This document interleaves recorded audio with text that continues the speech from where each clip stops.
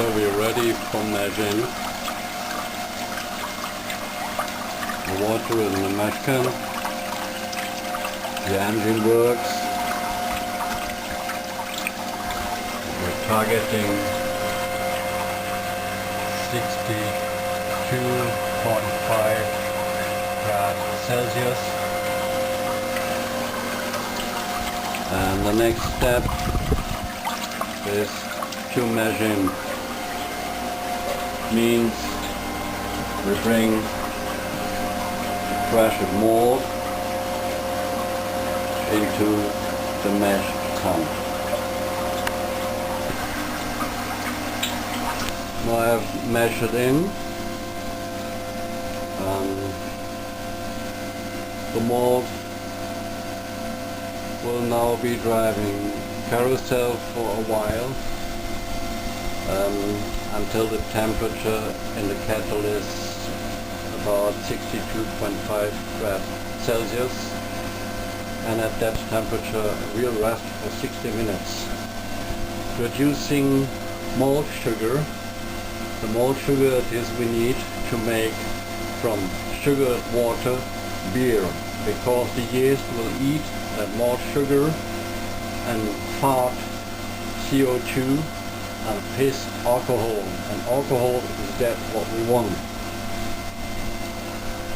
I'm mashing in a 70-liter kettle, fired by a 3.5 kW induction cooker, high efficiency, and The steering is driven by a windshield wiper engine, electric from a car. Just from a car, the motor from the windscreen wipers working here as steering for the mesh. This unit here controls the induction cooker using a gray cable. It measures temperature in the kettle, compares the temperature with the given, and then using the golden cable tells the cooker heat or heat not. It's a simple system. Just compare existing temperature and tell the cooker heat or heat not. The power source you see here is used to give the motor power, so I don't have to steer all the time.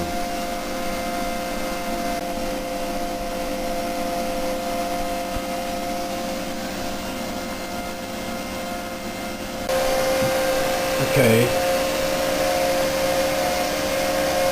the unit said to the cooker stop because we're approaching, and now we're in a range of 62 degrees Celsius, and here we'll rest now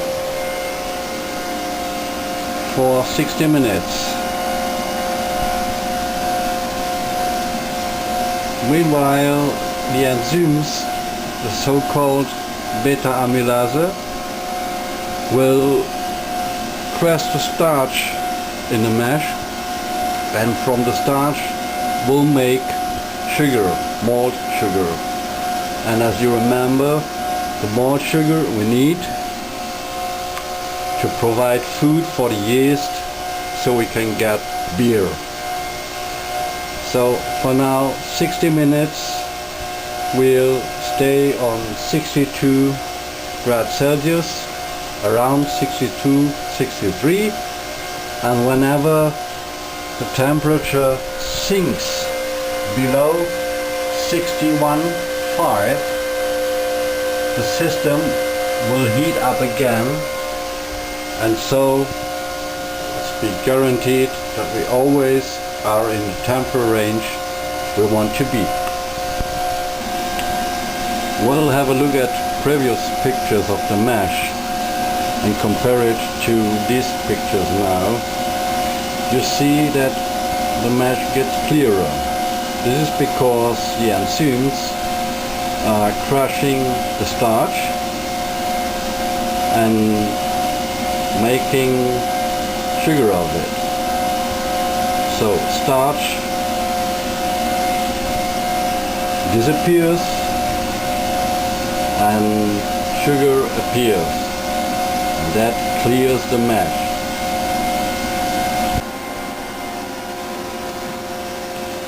At this moment, we've got 30 more minutes at 62.5 rest. The mesh just tastes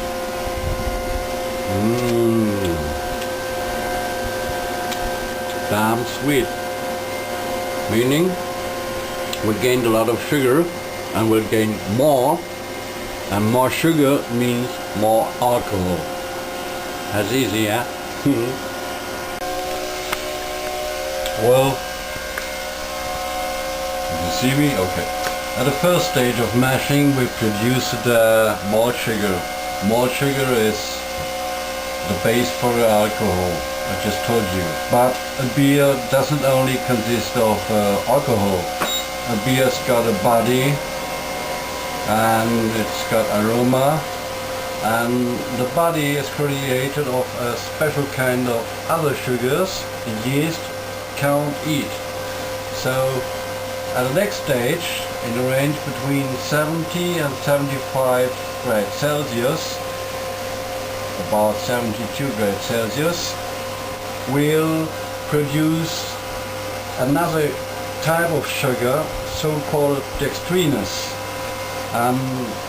The alpha amylases, that's a type of enzymes, will crack the rest of the starch in the mash and produce dextrinous, and those dextrinous are sugars they're giving to beer body because the yeast can't eat them.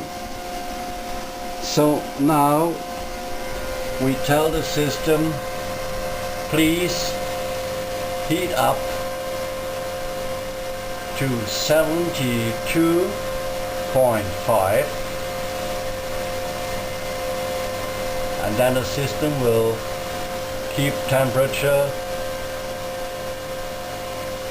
between 71.5 and 72.5, and that's what we want to produce those sugars the yeast can't eat, what are giving the body to the beer later.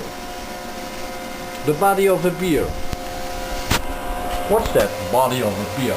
Well, you know it from a wine. A wine is dry with no body, or a wine is sweet and is body because of sugars. And if you've got a beer, if you've got a classical Pilsner, it's very dry. It's not sweet. But if you've got a Belgian Abbey or some kind of pale ale, they all got bodies. Or imagine a German wheat beer. A wheat beer has got always a body because it's a summer beer, and the summer beer you need the sugars for your power. So that strong ale we are brewing,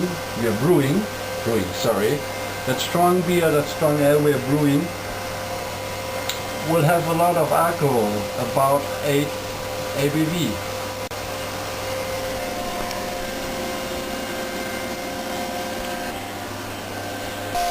Well, we're now producing dextrinous. We're cracking the last rest of starch into sugars the yeast can't eat. As I told you, they are giving the body for the beer. And as you can see, the mash has got clearer again, because enzymes are cracking up starch and producing sugar, and as starch disappears, the mash gets clearer and damn sweeter. Finally, after 30 minutes at 42.5 degrees Celsius, we'll stop the enzymatic processes, and therefore we raise up to 78 degrees Celsius. At this temperature, all enzymatic processes will stop, and no more starch will be cracked into sugar. We provided 45 liters of water for the mash, but a lot of water is found then in the grain of the malt. Therefore, herein we heat up another 27 liters, and this 27 liters we use as a second batch to wash out the sugars of the mash while we do the lighter job. Lighten means filtering. We just need the liquid part and the sugar and all the grain and all that from the malt, the stuff, the hard stuff, we don't need. And so, therefore, we filter it, lighten, and we wash out the sugar using the existing water and 27 more liters of water.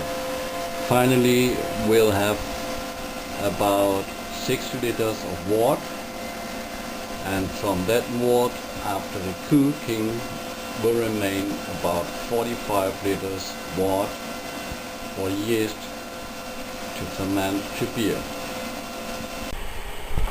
Okay, we reached 78.5 grades Celsius, and we moved everything from the mash kettle, and now we let it rest for another 20 minutes just to think, and then start the so-called loiter work, the clearing.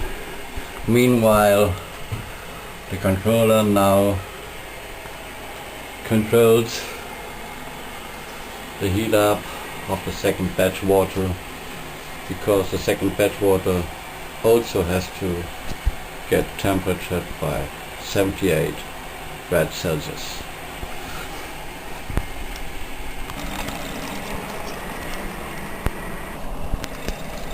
Notice it's getting clearer, and I guess at 2 more liters it will be clear. Yeah. Well, these are hops in pellet form. We are using German Corbett hop. It's known for a nice taste of blueberries, and for the green flavor we'll take German Hercules. Hops are very important for the beer because they give bitterness to the beer, measured in international bitter units, IBU, and they are antiseptic, so microorganisms can't survive in beer, and that's the reason why beer can be kept for a long time. It's the hops, it's the alpha acid from the hop that serves us as a mycobacteria killer. We'll give 4 batches of hops, and the first batch, about 50 gram Comet German, we'll put into the kettle before we start to cook, giving us some special aromas, tastes. I give the hops into the worth in hop sacks, because the sacks make it much easier to remove the hops after the boiling and help us to provide a clear beer after all. You can see the wort is clear now. It's not anymore milky or something like that, it's just clear, a dark brown color. This color will lighten up because we'll add a lot of more water while cooking, while loitering. Finally, we'll approach a clear beer of a dark yellow color, an IPA.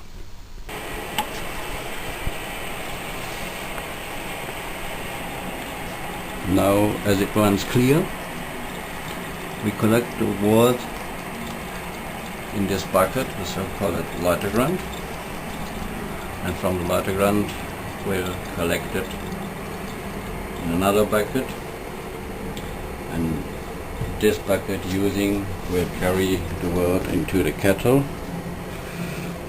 where it will be boiled. You can see the first charge of hops is yet in. Oh, it smells fantastic. And then it will be boiled.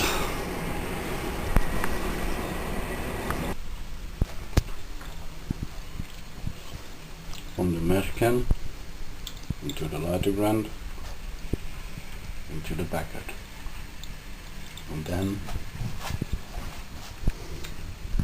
into the wort pan. And while we are extracting the wort down there, we supply fresh hot water up there,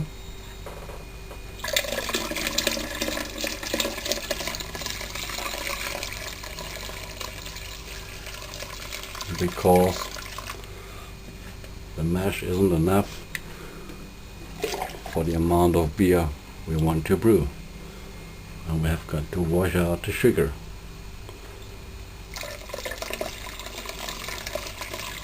Therefore, we provide more water.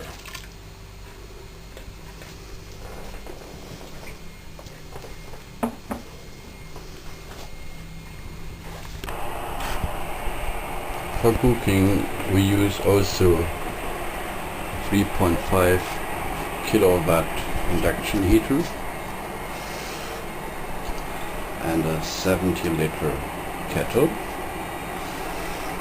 Because when you cook a lot of water for a time about 90 minutes, a lot of the water goes into the air, and the humidity would kill your wallpapers or anything, and therefore we would catch the vaporized water and lead it out of the window just using that tube. It's called eine Brüdenhaube. It's just the way out for the vaporized water. Meanwhile, from my 1000 ml tap, fresh homebrewed Mandarina Bavaria wheat. It's the wheat beer, a German Weiss beer. Use it Mandarina Bavaria hops, providing Mandarina taste. Skål!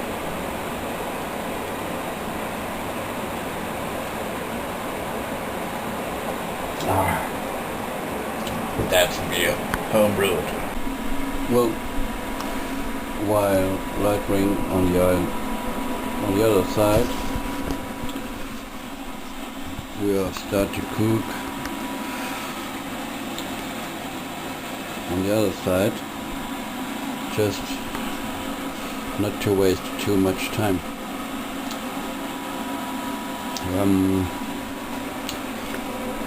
And the second load of hops is prepared in its sack.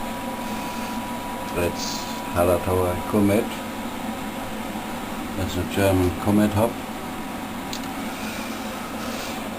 Blueberry taste, as I told you. And I'll melt it into the wort when it starts boiling. Yeah. Okay. You see the wort is boiling, and then chop, the next load of hops into. Sad, so sad. You just can see, but you can't smell the flavor of hops. It smells marvelous. I love it. Yes and no. I'm a snob. Other gents have to brew in the kitchen or outside on the terraces, and I've got an own room for brewing for myself. I've got an own brewing room with my own tap. I'm a snob, yeah, I know. You see, this complete room that's the hop base and the yeast base. There are special molds. There are utilities and tools. And there are the casks with my beer. And there are the base molds. There are bottles. And there's the brewing column. I've got a room, and I'm very glad I've got. Can be sure. The lighter work is nearly done. You see, the mash runs dry, and the wort flows slowly will come to an end.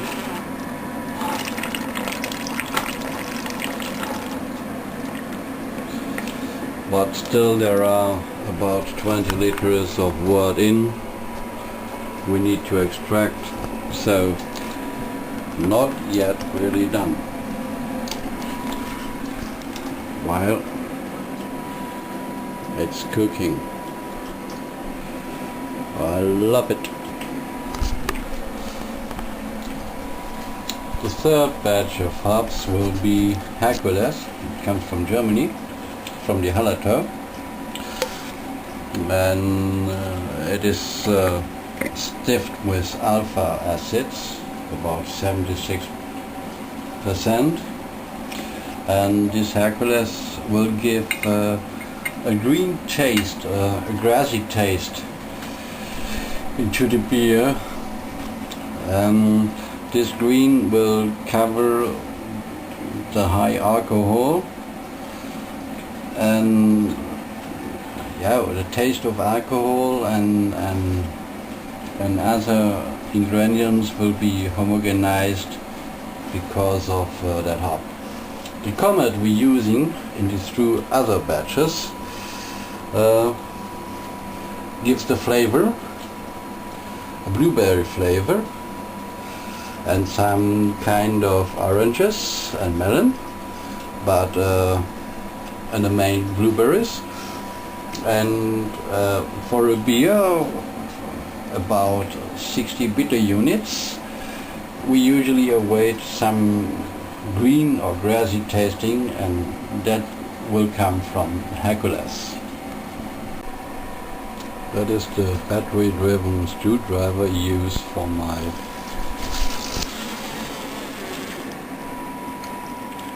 malt mill.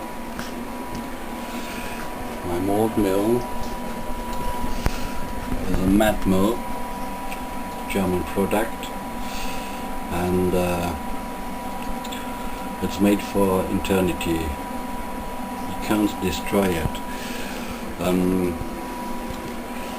The malt tank where provided the malt is a 5-gallon bottle, a water bottle, and I connect the screwdriver here and just let it work. It's got a power of 22 Newton meters, and that's enough to crush the malt. The second batch water is empty, and here you see the mash is running dry, no more water in. Here we see last drops of water. I guess we gained another 4 or 5 liters of wort, and those will land up in here where it's boiling. Yeah, I've had a little problem because the fuse switched off, and I didn't react fast enough, so the wort cooled down, and now I've got to heat up again until we are on temperature for cooking. The third hop, Hercules, is yet in, and as usually,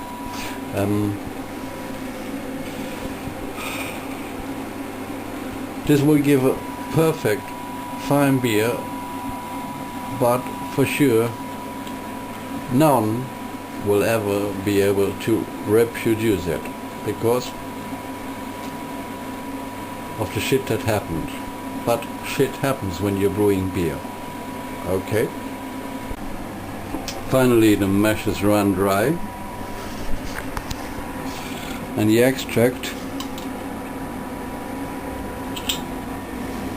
the last drops, don't taste sweet anymore, so we've got only blank water coming out. This means we washed out the sugar completely. maximum possibly. So now we've got to cook it to terminate cooking, and after cooking we'll see what to do more.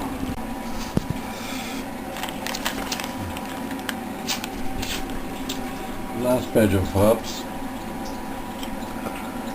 will be given into the boiling water for just about 20 minutes. This hop is not for bitterness, but only for aromas, for taste. And finally, I hope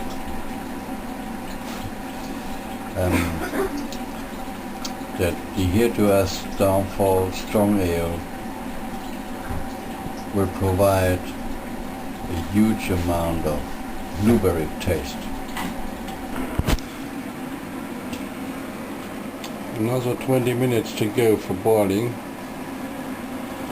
and then we'll flame out. See it boiling? Yeah. See it boiling? See it boiling? Yeah.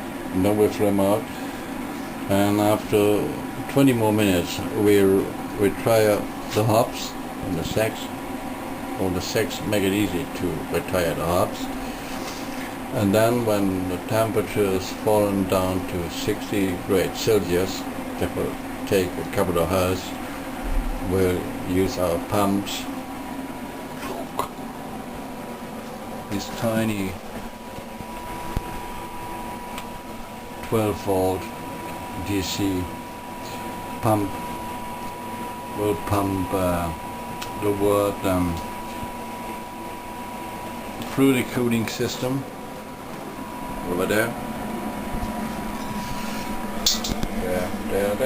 There, into the fermenter, and in the fermenter the yeast will wait, hungry for sugar. Well, 20 minutes after flame out, that means the moment we switched off power of the induction cooker, we're going to fish. We're going to fish out the hop sacks. Hop sack is not a Chinese name. Hop sack is a sack with hops in. We're going to fish the hop sacks out of the wort, and when that's done, we'll leave the wort until its temperature has fallen down to 60 degrees Celsius. And when that's done, when temperature's down there, we gonna turn on the whirlpool. The whirlpool is very useful to separate the liquid, the wort that we want, from any other shit. Like you see like in here, this is eye white, denaturated eye white, and spots of hops and something like that. You see that? And this we don't want in our beer, and therefore we produce a whirlpool, and that whirlpool will separate wort from any other things. See you later. Now the temperature in the wort is fallen below 60 degrees Celsius, and now we've got to separate the hot stuff like denaturized egg white and hops from the wort, and therefore we produce a whirlpool. You can see the effect if you take a cup of tea and stir it with a spoon. You'll see that all the leaves of the tea will be collected in the center at the bottom of the cup, and that's what we're doing here. Gravity separates the liquid from the hard stuff.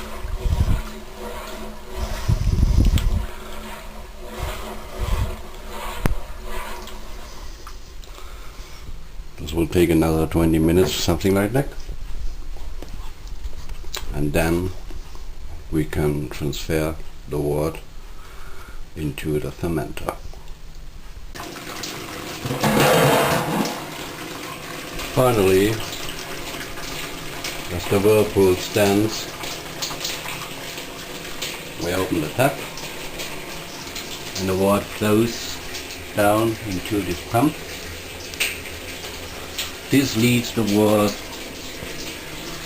through the cup with cooling water, and here it comes out, and finally it ends up on here, where it's on its way into the fermenter using a simple cotton sheet as a filter. You can see the whirlpool works good because the wort is very clear. And that's what we want. The last step then is to pitch the yeast in and let the yeast do their job fermenting it to beer. That's all. The yeast will be Monroe's Jack, Craft Sales yeast, M27 Belgian ale.